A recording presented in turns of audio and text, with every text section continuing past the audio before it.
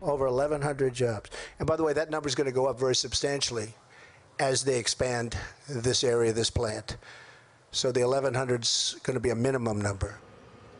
Joining us now, Chuck Jones, the former president of the United Steelworkers Local 1999, which represents the carrier workers. Chuck retired last month after 26 years as president and 48 years as a member. He joins us from his union hall in Indianapolis.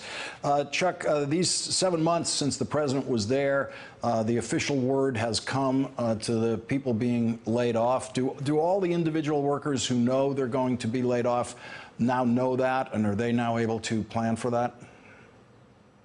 Yeah, finally the dates were announced, and the people that are going to be affected are very aware of who they are, and they can plan their life going forward.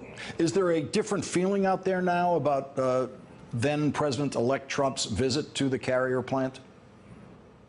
Well, I think at the time, without a doubt, the way he laid things out, people thought that he was going to have a job, only to find out, as you reported, the next day when we told him that wasn't the case. And I think, without a doubt now, people understand what the situation was, that he came in and did a little creative math with the numbers. And, I made some comments to the Washington Post, and I stand behind him. He did lie. I want to listen to something else that Donald Trump said at Carrier that day. Let's listen to this. Companies are not going to leave the United States anymore without consequences. Not going to happen. It's not going to happen. I'll tell you right now.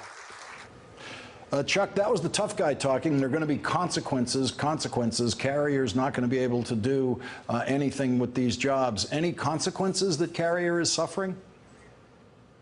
No, the state of Indiana rewarded them $7 million, so I don't know how in the world that the state would give a profitable corporation money for taking jobs out of this country. But there's no consequences I'm aware of. So, Chuck, it was your job to tell those people after the president told them one thing, you had to tell them something else. And what you had to tell them was the worst news they could possibly hear.